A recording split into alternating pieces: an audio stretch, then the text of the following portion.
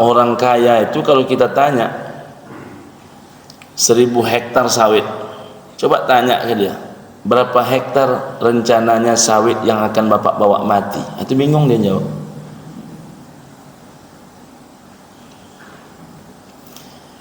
"58 rumah petak." Alhamdulillah Pak Ustaz, kata nenek ini. Apa usaha nenek-nenek? Ada 58 rumah petak Pak Ustaz. Coba tanya kepada nenek itu, berapa rumah petak yang dipastikan menolong dia setelah dia mati? Jadi rupanya orang tak mampu memastikan berapa harta dia yang akan menjadi penolong dia setelah mati. Jadi yang diandalkan tuh ya uang-uang bakul itulah. Kalau uang bakul itu yang diandalkan, boleh dicek tuh isinya. Anggaplah 5.000 isinya. 5.000 setiap hari Sabtu subuh dikali 4 kali subuh per bulan, isinya berapa? 20.000. Dikali seumur hidup, kira-kira berapa?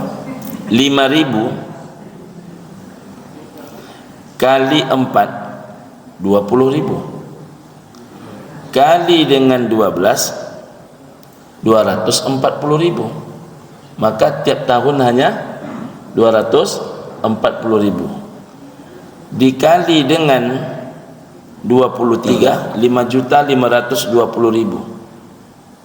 Kenapa dikali 23 Pak Ustaz?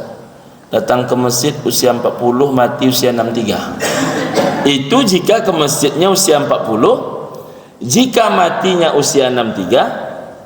Jika kemudian setiap subuh mau ustaz tak datang, mau ustaznya datang, tetap dia memberikan sedekah 5.000 rupiah. Hanya 5.520.000. Artinya apa? Setengah tiang masjid ini pun belum tentu dapat.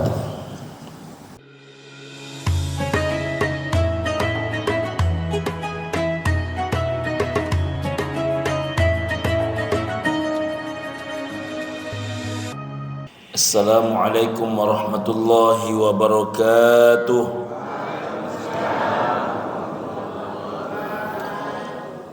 Innal hamdalillah, salatan wa salaman ala Rasulillah. Asyhadu an la ilaha illallah wahdahu la syarikalah, wa asyhadu anna Muhammadan abduhu wa rasuluhu la nabiyya ba'dah. Allahumma salli ala sayyidina Muhammad wa ala alihi wa ashabihi wa mawalah, amma ba'du. Ibu dan bapa, kita bersyukur kepada Allah Subhanahu wa taala, pagi ini masih diberikan umur yang panjang, kesehatan, kesempatan, keberkahan kehidupan, masih dicurahkan rahmat, nikmat dan hidayah, dapat hadir di Masjid Al-Munawwarah yang kita cintai ini.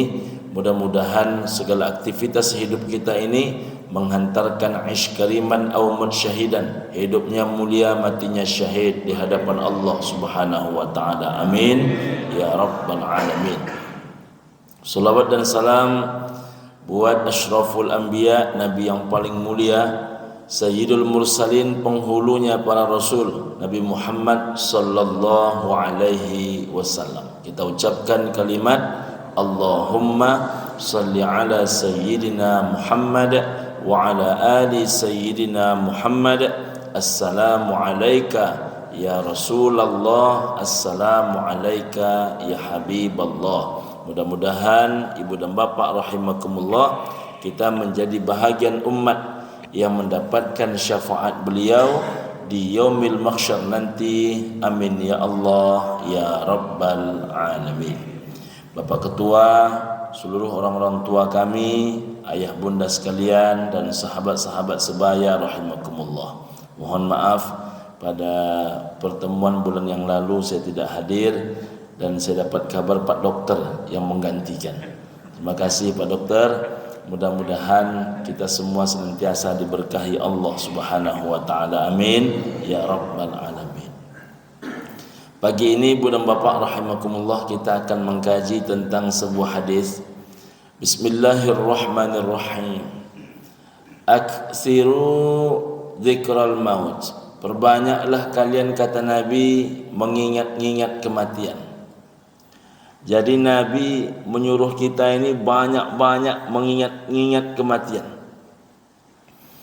Mengapa demikian Ibu dan Bapak rahimakumullah? Ada dua hikmah bila seorang hamba Allah itu selalu mengingat kematian. Pertama, kata Nabi SAW, "Fama min 'abdin aktsara dzikrahu." Tidak ada seorang pun hamba Allah bila ia banyak mengingat kematian, illa ahyallahu qalbah. Dipastikan Allah akan menghidupkan hatinya. Yang kedua, wa hawwana 'alaihil maut. Orang yang banyak mengingat mati, maka dia akan diberikan kemudahan saat mengalami mati. Mudah-mudahan kita salah satu di antara orang yang hidup hatinya, mudah matinya. Amin ya rabbal alamin. Ibu dan Bapak rahimakumullah, orang yang banyak mengingat mati itu, kata Nabi, pertama hatinya akan hidup. Mengapa orang banyak mengingat mati maka hatinya akan hidup? Orang yang banyak mengingat mati itu, Ibu dan Bapak, pertama akan tumbuh dalam hatinya, seluruhnya ini pasti berakhir. Jangankan pangkat, jangankan jabatan, jangankan rumah, jangankan kendaraan, jangankan istri, jangankan anak, jangankan keluarga yang kita cintai, ataupun seluruh angan dan asa yang sudah terpatri. Jangankan itu, nyawa di badan pun akan terlepaskan. Walikulli ummatin ajal. Setiap umat itu ada ajal. Siapapun umat itu. Umat yang dimaksudkan umat secara keseluruhan. Bangsa ini pun juga ada ajalnya. Seberapa banyak dahulu ada bangsa, ada kelompok, ada suku, kemudian dia pun hilang. Bahkan yang paling kecil, pecah belah pun ada ajalnya. Makanya kata Nabi, jangan engkau marahi, jangan engkau pukul pembantumu, dikarenakan mereka memecahkan pecah belah. Karena setiap pecah belah itu pun juga ada ajalnya. Jadi kalau pecah belah saja sekecil itu diuraikan oleh Nabi ada ajalnya, maka kita yang bernyawa ini pun juga ada ajalnya. Kalau manusia sudah mengetahui bahwasanya seluruhnya punya ajal, fa idza jaa ajaluhum, apabila datang ajal itu kepada mereka, la yastakhiruna sa'ah, tidak bisa mereka memundurkan sedikit pun, wala yastaqdimun, tak bisa pula mereka memajukan sedikit pun. Jadi kita ini pasti seluruhnya akan berakhir. Orang yang banyak mengingat mati itu, maka Ibu dan Bapak rahimakumullah, pasti dia mulai berfikir bekal apa yang nak dibawa dia menjelang mati. Mengapa subuh ini ramai? Dulu sekian tahun yang lalu subuh itu tak berorang. Tapi belakangan ini di Pekanbaru, salat subuh pun ramai orang datang. Mengapa begitu? Karena orang sudah mulai berfikir mempersiapkan bekal. Wa tazawwadu fa inna khairaz zadi taqwa. Sebaik-baiknya persiapan adalah bersiap dengan takwa. Salah satunya hadir ke masjid. Alhamdulillah. Jadi Ibu dan Bapak ini orang-orang beruntung. Mengapa beruntung? Karena ada orang sampai mati tak pernah ke masjid. Bapak Ibu ini datang ke masjid bukan karena Bapak Ibu hebat, tapi karena Ibu dan Bapak ini mendapatkan hidayah dari Allah Subhanahu wa taala. Allah berikan cahaya ke dalam hati Ibu dan Bapak hingga berani meninggalkan tempat nyenyaknya, tempat tidurnya, tempat istirahatnya untuk mempersiapkan bekal dirinya menghadap kepada Allah Subhanahu wa taala. Karena kalau kita menyadari semakin banyak Pak Ketua orang seangkatan kita, jangankan seangkatan Ibu dan Bapak yang lebih tua dibandingkan saya, yang seangkatan saya pun sudah banyak yang berpulang ke rahmatullah. Kami dengan UAS itu satu angkatan. Jadi ada satu grup namanya UAS 96, Ukhuwah angkatan 96. Ini yang masuk UIN-nya tahun 96. Itu sudah banyak yang berpulang ke rahmatullah. Jadi kalau yang masuk UIN-nya 96, dah banyak yang berpulang ke rahmatullah, apalagi yang tamatnya sebelum itu. Nah, jadi ibu dan bapak, sudah banyak di angkatan-angkatan usia 40-an sudah berpulang ke rahmatullah satu persatu. Apalagi yang sudah angkatan 60-an, 70-an. Kalau sudah 60-an, 70-an, kita bukan menghitung berapa banyak kawan yang sudah meninggal dunia, tapi menghitung berapa banyak kawan masih tersisa. Itu baru akan muncul, ibu dan bapak, bila kita itu ingat mati. Yang ketiga, orang yang ingat mati itu, dia tidak hanya berfikir amal apa yang dia buat semasa hidup, tapi dia berfikir amal apa yang akan tetap mengalir kepada dia setelah dia tidak hidup. Yajri lil abdi, amal yang mengalir kepada seorang hamba Allah itu, mim ba'di mautihi, setelah kematian dia, wa huwa fi qabrihi, walaupun dia telah masuk ke dalam kuburnya. Jadi orangnya masuk ke dalam kubur, tapi amalnya mengalir terus tanpa henti kepada dia. Itu baru akan terfikir oleh orang bila orang itu betul-betul ingat kepada mati. Karena ibu dan bapak, kata Nabi SAW, ni'mal auni ala taqwallahi al-ghina, senikmat-nikmat pertolongan di jalan takwa kepada Allah. Salat subuh berjamaah ini hebat, puasa sunat Senin Kamis hebat, salat sunat duha, salat sunat hajat, salat sunat tahajud hebat, membaca Quran hebat. Tapi di antara seluruh rangkaian ibadah di atas jalan takwa kepada Allah, mana yang paling hebat? Yang paling hebat itu kata Nabi SAW, ketika kalian ditolong oleh kekayaan kalian. Tapi anehnya ibu dan bapak, orang kaya itu kalau kita tanya 1000 hektar sawit, coba tanya ke dia, berapa hektar rencananya sawit yang akan bapak bawa mati? Itu bingung dia jawab.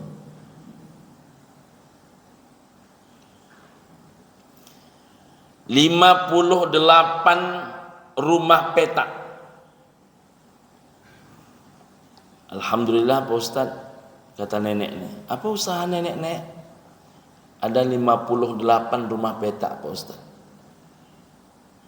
Coba tanya kepada nenek itu, berapa rumah petak yang dipastikan menolong dia setelah dia mati? Jadi rupanya orang tak mampu memastikan berapa harta dia yang akan menjadi penolong dia setelah mati. Jadi yang diandalkan tuh ya uang-uang bakul itulah. Kalau uang bakul itu yang diandalkan, boleh dicek tuh isinya.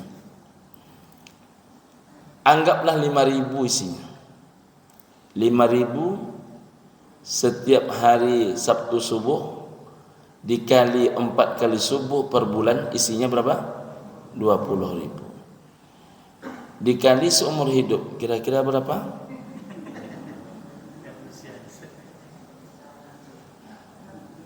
Itu rata-rata seumur hidup hanya 5 juta lebih. Kok 5 juta Pak Ustaz? Cara mengalinya, tengok kalkulator di rumah. 5.000 kali 4, 20.000. Kali dengan 12, 240.000. Maka tiap tahun hanya 240.000 dikali dengan 23. Kenapa dikali 23? Dikali 23, 5.520.000. Kenapa dikali 23 Pak Ustaz? Datang ke masjid usia 40, mati usia 63.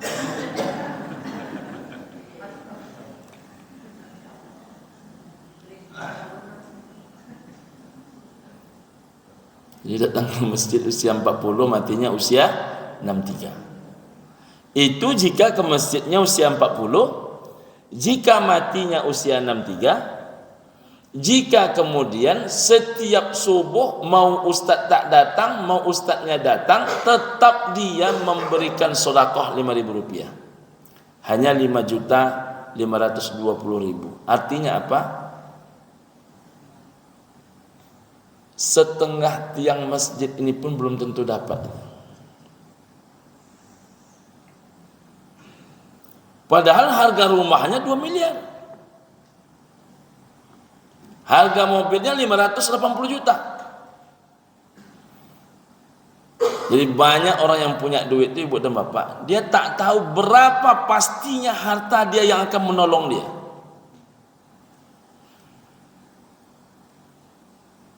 Bahkan 85 tahun dia hidup, dia diumumkan berpulang ke rahmatullah itu usia 85. Eselon 2 ketika berpulang ke rahmatullah itu, pensiunan eselon 2. Rupanya sampai mati usia 85, satu tiang masjid pun tak pernah dia bangun seumur hidupnya. Orang kalau tak pernah membangun satu tiang masjid, tapi duitnya miliaran rupiah, itu kalau dia ketemu Allah nak ngomong apa dia itu? Maka makin kuat orang itu ingat mati, hati itu akan hidup. Ahyallahu qalbah, hati itu akan hidup. Saya diprotes oleh seorang ibu-ibu dalam sebuah kajian. Kebetulan ini pensiunan bank, saya tak sebutkan nama bank. Jadi mestinya macam mana Pak Ustaz? Tinggal di jalan Meranti saja, macetnya lagi, panasnya lagi, belum lagi lain sebagainya, engkau ingin rumahmu nyaman. Apalagi kalau engkau ingin di dalam syurganya Allah. Mestinya persiapanmu untuk masuk dalam syurganya Allah itu harus lebih nyaman. Jadi macam mana Pak Ustaz? Mulailah siapkan hartamu untuk menjadi penolongmu. Awali DP-nya sekarang. Apa kata dia? Berarti Pak Ustaz, sayang lo awak ke orang pada ke anak awak lah. Jadi dia mengira kalau membangun masjid itu sayang ke orang. Dia mengira kalau membangun panti asuhan itu sayang ke orang. Dia mengira kalau dia membangun jembatan itu untuk maslahatul ammah, kemaslahatan orang banyak, itu adalah sayang ke orang. Dia yang dia fikirkan apa? Bagaimana anaknya.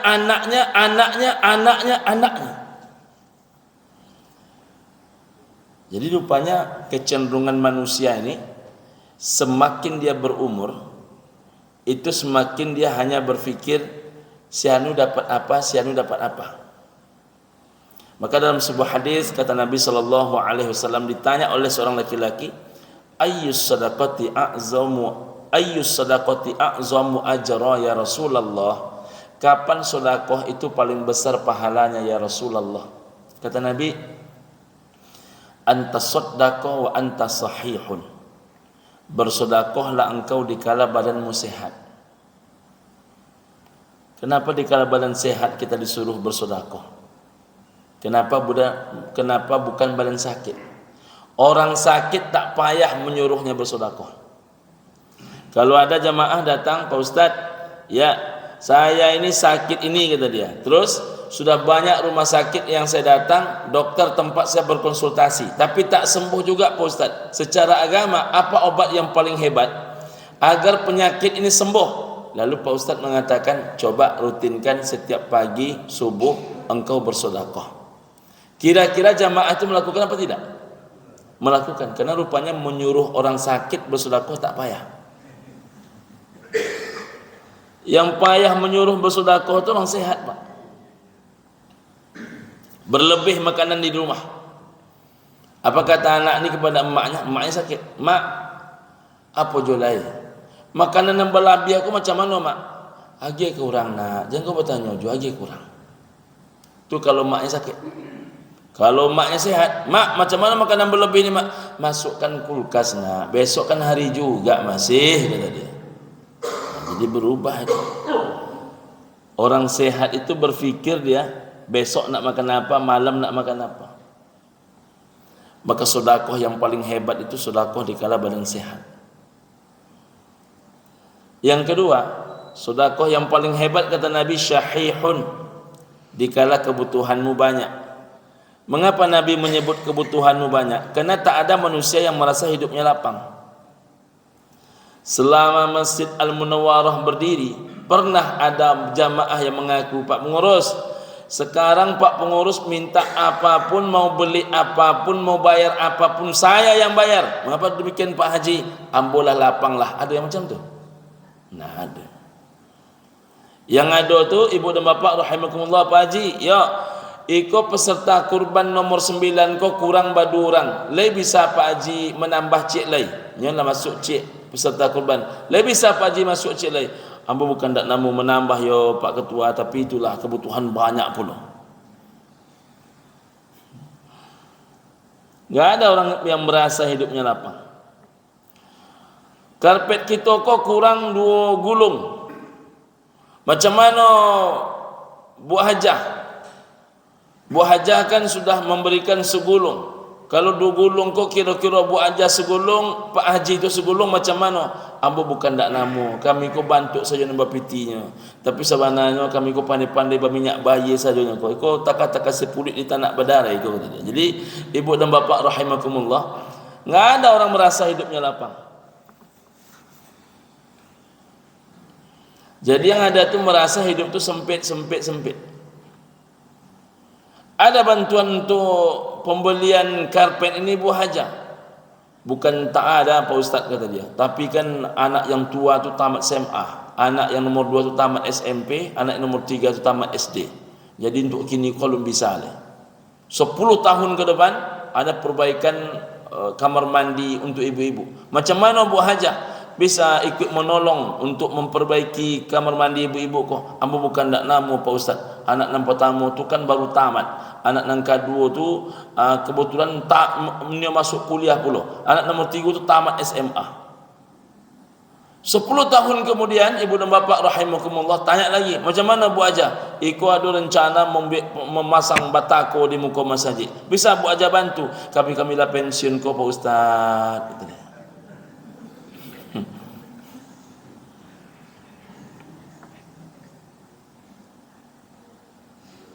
Jadi kapan pun ditanya duit dia tak ada. Tapi mobilnya berganti terus. Yang tak ada itu untuk akhirat dia, untuk dunia dia ada.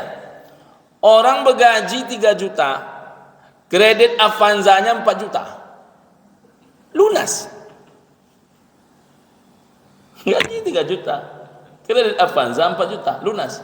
Tapi kalau untuk karpet masjid, untuk membangun tiang masjid, jangankan satu masjid dia bangun, membangun satu tiang ini pun berdelapan, kena 8 tiang masjid kan. Saya satu dan yang satu, saya satu tiang, itu payah mencari orang macam itu. Jadi ibu dan bapa rahimakumullah, makin kuat rasa hati itu ingat mati, maka hal macam itu akan terfikirkan. Kata Nabi yang ketiga, bersedekahlah kalian dikala takhsyal faqara wa ta'mulul ghina. Di saat kalian takut fakir, di saat kalian harap hidup kalian itu kaya. Jadi kalau rupanya dalam hati kita ini ada perasaan takut fakir, ada keinginan ingin kaya, maka kata Nabi saat itu bersedekahlah. Siapa yang tak ingin? Siapa yang tak ingin rumahnya nyaman? Siapa yang tak ingin kebunnya luas? Siapa yang tidak ingin uangnya banyak? Siapa yang tidak ingin apa yang dia inginkan itu ada di depan kelopak mata? Ingin itu biasa. Tapi ingat, persiapkan juga akhirat, karena teman abadi sepanjang masa itu adalah akhirat. La tumhil, kata Nabi, jangan kalian tunda sedekah kalian hatta idza balagatil hulqum. Karena bila nyawa kalian sudah masuk ke dalam tenggorokan kalian, kata Nabi, qul talif fulanin kadza wa li fulanin kadza, saat itu kalian akan berkata, kata Nabi, untuk sianu sekian, untuk sianu sekian, untuk sianu sekian. Makanya kenapa orang itu makin berumur itu dia hanya berfikir untuk anak dia. Kalau mati amak dia. Ini kata dia nih. Saya nak tahu di Al-Munawwarah ada macam ni tak? Kalau mati ya mak, rumah kau jangan kalian jual. Rumah kau untuk adik kalian yang paling bungsu. Karena mak tengok di antara kalian berampek yang paling payah tu inyo. Tak boleh ada yang menentang. Itu sebahagian orang.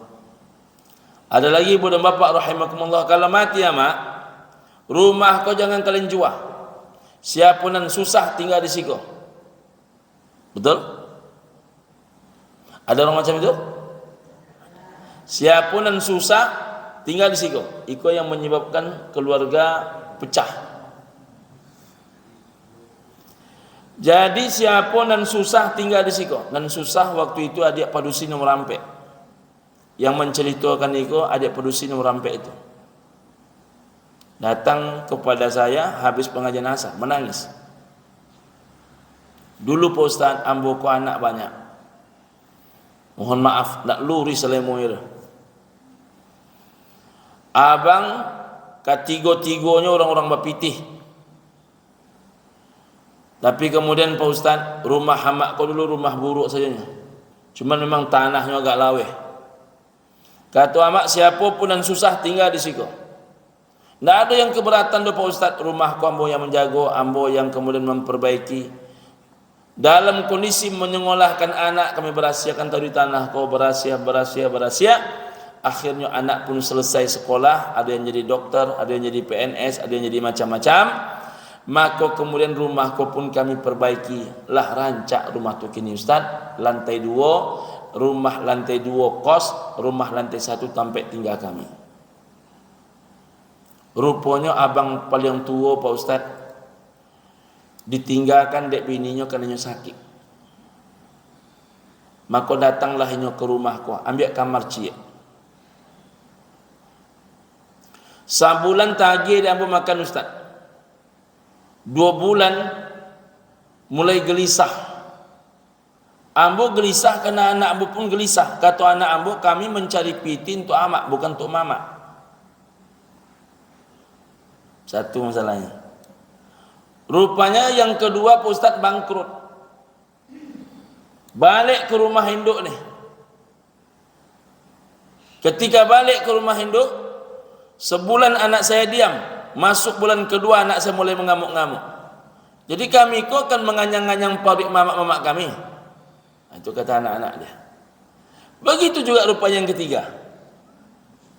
Ketiga laki-laki ini balik ke rumah itu. 2 dengan bini dengan anak-anaknya, 1 hanya sebatang badan.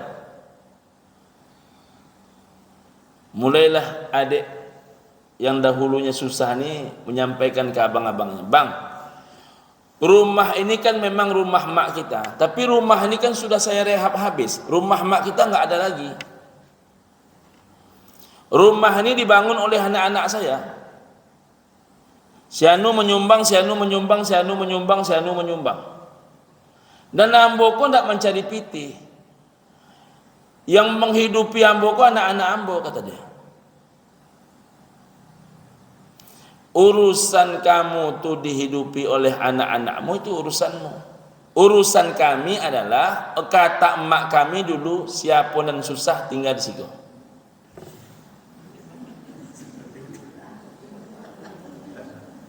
Itulah wasiat rusak. Jangan coba-coba ibu bapak buat. Saya banyak mendengarkan wasiat macam ini. Itu menunggu bom waktu saja tuh. Siapa yang susah tinggal di situ. Kini yang susah kami tinggal situ. Semakin hari semakin meruncing. Apa yang terjadi terakhir? Kalau memang iko rumah kau, kata abang-abangnya, maka kini kau juga suaminya orang Kalimantan. Bawa rumah kau ke Kalimantan, tinggalkan tanah hamak kami. Itu mau ngomong apa tuh? Jadi rumahnya bawa ke Kalimantan, ke kampung lakinya.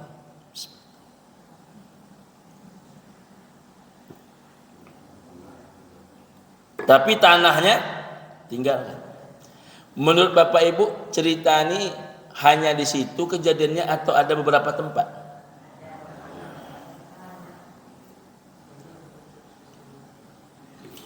Bila seorang mukmin dengan mukmin berkelahi, mukmin dengan mukmin berkelahi, satu cuman penyebabnya. Apa dia, Pak Ustaz? Dunia. Sama-sama nak maju menjadi gubernur, sama-sama nak maju menjadi wali kota. Ado juku di kawan le bongkar seluruhnya. Yang tukang bongkar kudi itu lebih parah lah pun itu leh. Cuman kalau lah nak maju-maju kok, orang merasa dirinya berhasil seluruhnya.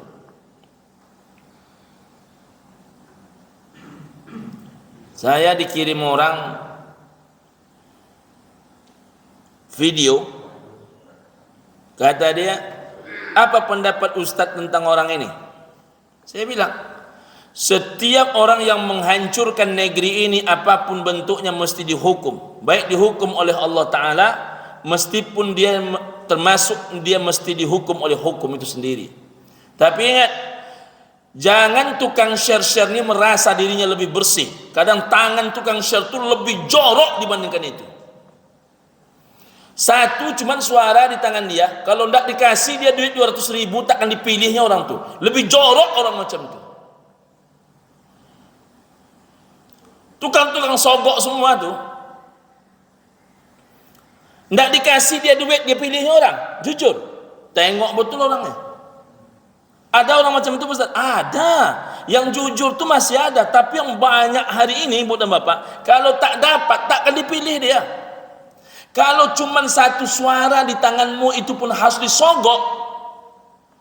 Coba bayangkan, nilai dirimu apa? Ya enggak? Lempar teman-teman nampaknya kok. Komen langsung aja kan Pak Ketua. Lalu ini maju sajalah. Yang ini maju silakan, yang ini maju silakan. Urusan hukum ada perangkatnya, laporkan. Urusan akhirat sudah ada janji Allah Subhanahu wa Ta'ala. Kita share. Ini didesain oleh seseorang, Ibu dan Bapak rahimakumullah, yang kadang yang mendesain ini jauh lebih kotor ketimbang yang dia desain itu. Kalau Bapak Ibu di birokrasi sudah sangat tahu hal-hal macam ini. Ini dahsyat Ibu dan Bapak rahimakumullah. Saya baru masuk beberapa bulan ini, saya bilang, ngeri juga dunia persilatan ini, saya bilang. Saya kira dunia persilatan itu cuma masjid macam ini aja, ngaji-ngaji kan, solat-solat. Rupanya kalau sudah masuk dunia persilatan yang asli ini, macam ilmu silat kawan. Tak bisa ditebak ilmu silat. Ibu dan Bapak rahimakumullah, ada lagi macam nih. Pokoknya kalian yang laki-laki nak dapat, yang dapat cuma nampadusi.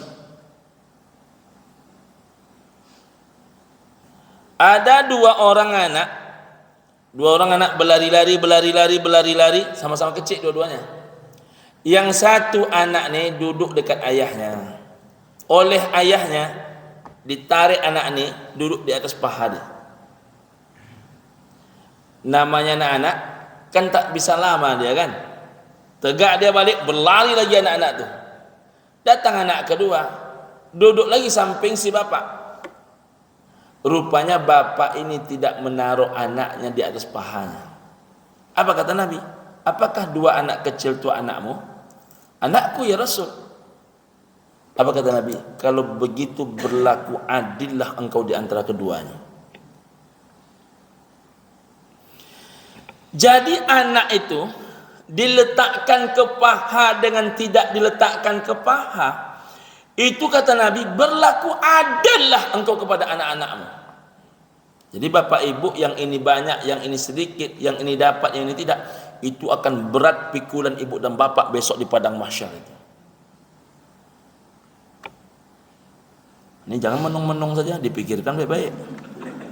Kadang banyak juga orang menung-menung kaji ini tapi tak masuk-masuk juga. Dan macam itu menyampaikan tak masuk-masuk juga.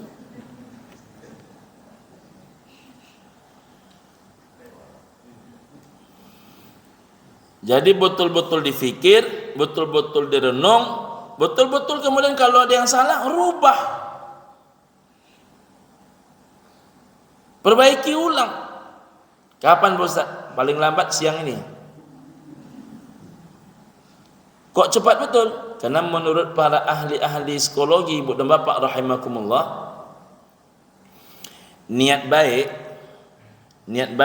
dengan eksekusinya itu batas waktu terlamanya hanya 24 jam. Jadi niat baik dengan batas waktu terlama mengeksekusinya itu hanya 24 jam. Bila dalam 24 jam tidak engkau eksekusi, kata mereka, maka niat baikmu itu pasti basi. Makanya banyak orang dalam hidup itu Pak KKK. Lah do rencana Pak membiak usaha. Lalamu lah sebenarnya Pak Ustaz. Lalamu. Itu bila kan dibiak itulah masalahnya Pak Ustaz. Karena KKK tadi. Dia mengambil kegiatan di masjid KKK rencana ke rencana. Siapa yang punya rencana, maka Allah berikan dia rencana. Hidup ini tak siap hanya dengan rencana ke rencana, tapi eksekusi. Ibu dan Bapak rahimakumullah, bila ibu dan bapak pergi ke Masjidil Haram dan Masjid Nabawi, saya doakan insyaAllah semuanya sampai, amin ya rabbal alamin. Keluar dari Masjid An-Nabawi itu, pintu Masjid Nabawi itu 42. Pintu yang boleh kita masuki ataupun tempat keluar 41 pintu. Pintu ke 42 itu pintu khusus. Yang boleh masuk ke dalamnya hanya 2. Pertama, imam dan pasukan pengawal. Yang kedua adalah jenazah dan yang mengangkatnya. Kita kalau untuk menjadi imam dan pasukan pengawal sudah tertutup kemungkinan. Tapi untuk menjadi jenazah dan yang mengangkatnya masih ada peluang. Ibu dan Bapak rahimakumullah, bila kita keluar pintu 41, itu akan mengarah, bila kita keluar dari pintu 1, namanya Babus Salam, maka kita akan mengarah ke pintu 7 lama. Pintu 7 lama itu sekarang menjadi pintu 16, pintu gerbang 16. Nama pintunya Babus Salam. Jadi nama pintu masjid Babus Salam, nama pintu gerbang Babus Salam. Tandanya sebelah kanan museum As-Salam. Jalannya As-Salam. Hotelnya sebelah kanan Babus Salam, sebelah kiri Miraj As-Salam. Sebelah kanan ada pasar. Apa nama pasarnya? Pasar Kodim. Nah, jadi jangan ibu dan bapak kira pasar Kodim itu hanya ada di Jalan Teratai, Sukajadi, Pekanbaru. Juga ada pasar Kodim di kota Madinah. Di seberang pasar Kodim itu ada 3 masjid. Pertama Masjid Ali bin Abi Thalib, kedua Masjid Sayyidina Abu Bakar, yang ketiga adalah Masjid Al-Ghamamah, masjid tempat Nabi solat sunat Idain 2 hari raya dan solat sunat istisqa, solat sunat minta hujan. Kenapa disebut namanya Al-Ghamamah? Al-Ghamamah itu artinya awan yang menyelimuti, awan gelap. Disebut awan gelap, Nabi baru mulai salat sunat istisqa, awannya sudah gelap. Nah, begitu cepat dan mustajabnya doa Nabi. Beda dengan kita dulu masa-masa kemarau panjang dulu, 2 bulan orang istisqa di mana-mana tak turun-turun hujan. Ibu dan bapak rahimakumullah, apa yang menarik dengan tempat yang kita ceritakan ini? Pertama Masjid Ali. Masjid Ali itu luar biasa. Coba ibu bapak renungkan baik-baik. Masjid Ali itu dibangun di atas tanah Ali. Ali itu punya 5 orang anak kandung, seorang istri bernama Fatimah. Jadi mereka di rumah itu bertujuh. Hidup mereka susah. Saking susahnya, jangankan untuk membeli emas, ibu dan bapak rahimakumullah, satu-satunya cincin yang dipakai oleh Fatimah itu adalah cincin pemberian ayahnya. Saking susahnya, anak-anak ini sudah 3 hari tidak memakan makanan pokok. Tapi ketika Ali itu menghembuskan nafas terakhir, di atas tanahnya rupanya dibangun sebuah masjid. Pertanyaannya, kalau Ali dan keluarganya tak makan makanan pokok 3 hari 3 malam, di atas tanahnya ada masjid, kita yang makan tiap hari ini macam mana agak-agaknya besok?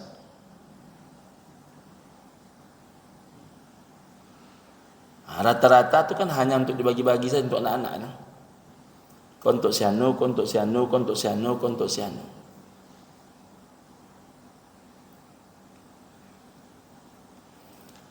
Di belakang Masjid Ali itu ada namanya Masjid Abu Bakar. Masjid Abu Bakar itu, ibu dan bapak rahimakumullah, Abu Bakar itu pernah menyerahkan semua hartanya kepada Nabi, semuanya. Apa kata Nabi? Kalau engkau serahkan semua hartamu kepadaku, wahai Abu Bakar, lalu apa yang engkau tinggalkan buat istrimu, buat anak-anakmu? Kata Abu Bakar As-Siddiq, aku tinggalkan 2 harta yang paling berharga buat mereka ya Rasul. Apa dia? Aku tinggalkan Allah wa anta ya Rasulullah. Aku tinggalkan Allah dan engkau ya Rasul buat istriku, buat anak-anakku. Bayangkan seluruh hartanya untuk agama ini, tinggal Allah dan Rasul untuk istri dan anak-anaknya. Rupanya di atas tanahnya pun dibangunkan sebuah masjid. Pertanyaannya, kita yang tidak pernah zakat 10% ini, jangankan zakat 50%, jangankan semua harta, 10% pun tak pernah.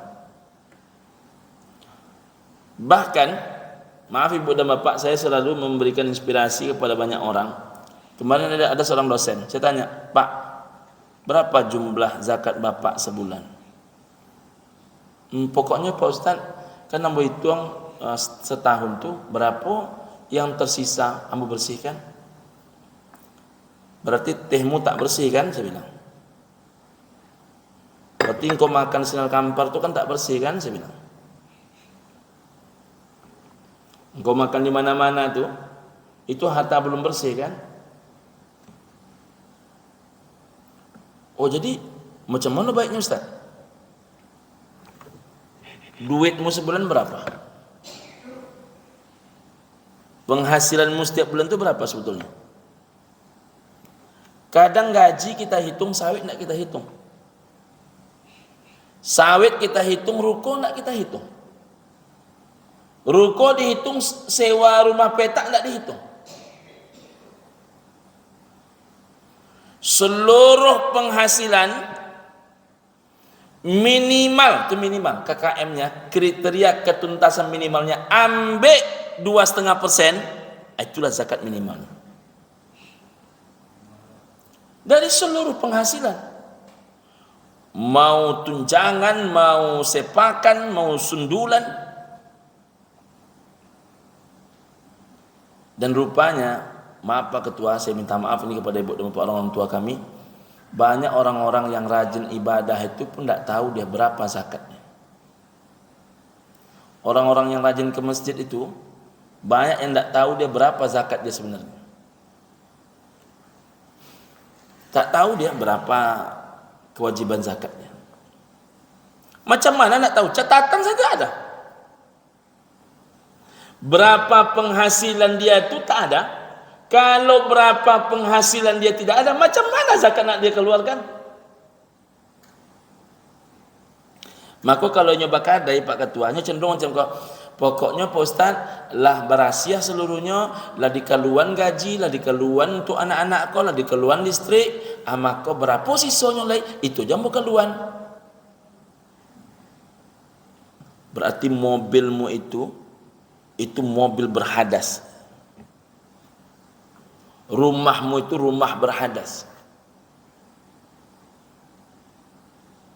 Beberapa orang dah mulai ikut tuh, berapapun catatan penghasilan catat, supaya kita ini tahu berapa nak kita keluarkan. Karena yang dibataskan oleh Allah Ta'ala itu teramat sedikit, hanya 2,5%. Kalau 2,5% pun tak jelas oleh kita pengeluarannya itu, macam mana kita nak meniru-niru Abu Bakar Siddiq? Seluruh harta dikasih ke Nabi, masih meninggalkan sebuah masjid di atas tanah. Kita yang tak pernah zakat 4%, 5%, 7%, apakah di atas tanah kita akan dibangun sebuah masjid? Jadi ibu dan bapak, yang terjadi itu adalah hidup manusia itu banyak macam lilin. Lilin itu orang di sekitarnya terang, badan dia punah. Ya Pak, orang sekitar dia itu terang. Rumah kok joka ada amak 2 pintu di muka, itu untuk anak amak nomor 2, padusi. Memandang bertiga lagi, berdua laki-laki, seorang padusi. Ambo mak, kata nam padusi dan paling bungsu, kau jangan cameh nak. Ada ruku amak tu 2 pintu di arengka, itu untuk kau tu. Memandangnya laki-laki berdua. Kami mak, ada sawit amak di Sungai Pagar 5 hektar. Itu nilainya sama je ruko 2 pintu. Itu untuk ang. Ambo mak, kata nam sudangko, ada tanah amak laweh dipanam di Jalan Bangun Sakti. Bapak ibu yang punya tanah di Bangun Sakti, saya minta maaf, ini hanya contoh kasus. Kadang-kadang ada juga orang terlalu terbawa perasaan. Siapa nih tembak ustaz tu katanya? Ini kan ilustrasi namanya. Ilustrasi.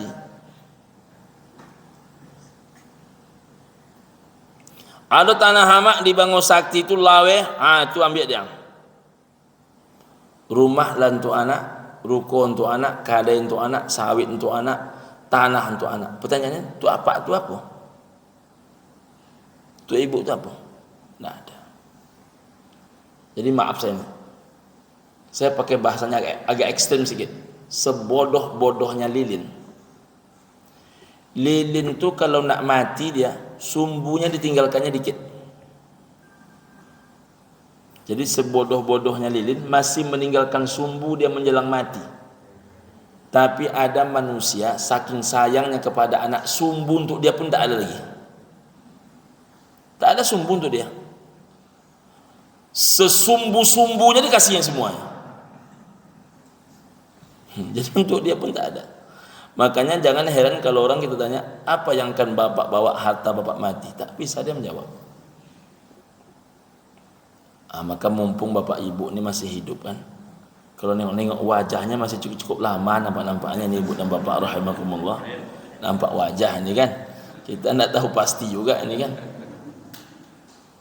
Maka mari kita mulai mempersiap-siapkan. Mulai hal-hal sederhana, tak sanggup banyak, mulai sikit dulu, tapi belajar memulainya. Datang ke pondok pesantren. Belum lama ini saya datang ke pondok pesantren Darul Khair, Ma'had Darul Khair, di tempat tuan guru kita Ustaz Dr. Khair.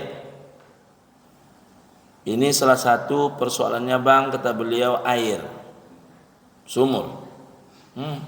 Bapak ibu yang punya duit, tanya Ustaz Khair, apa yang belum ada apa Ustaz? Jangan-jangan besok hanya ini sumbu saya besoknya.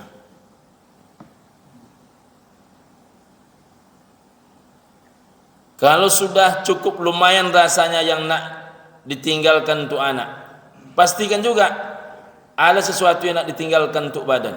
Rumah dekat dengan masjid. Ini bukan saya menembak ibu sebelah, bapak sebelah, tidak. Ini banyak kasus ibu dan bapak rahimakumullah. Dan ini kejadian. Kalau kita ceramah di situ, tempat parkir tak ada. Tak ada tempat parkir. Ada beberapa masjid di Pekanbaru ini tempat parkir tak ada. Jadi kalau nak parkir di situ, orang komplain karena jalan ini kecil sekali. Lalu adalah orang meminta kepada nenek ni. Apa kata orang kepada nenek-nenek, boleh ndak tanah nenek ni bahagian depan ini agak 2 meteran diwakafkan ke masjid. 2 meteran buka, 4 meter atau berapa meter tu panjangnya. Hanya untuk masukkan mobil ustaz aja. Masukkan kepala mobil ustaz, keluar lagi situ. Apa kata nenek? Ayalah, tapi ambo tunggu dulu cucu ambo gadang ya. Ambo nunggu cucu gadang. Rupanya belum sempat cucu nenek tu gadang, nenek tu mati. Orang tu tanya sama cucunya, kata cucunya, ini kan harta saya. Tak mau. Kalau tahulah nenek tu macam tu, mungkin dari dulu nenek tu memberikan. Tapi biasanya ketika cinta kepada makhluk mengalahkan cinta kepada Allah, maka kita ini akan tak selamat dalam hidup. Baik, ibu dan bapa rahimakumullah, itu yang dapat disampaikan. Mudah-mudahan Allah Ta'ala mencukupkan ilmu kita yang sedikit ini. Amin ya Allah ya Rabbal Alamin. Billahi taufiq wal hidayah wal ridha min al-inayah. Subhanakallahumma rabbana bihamdika asyhadu an la ilaha illa anta wa astaghfiruka wa atubu ilaik. Assalamualaikum warahmatullahi wabarakatuh.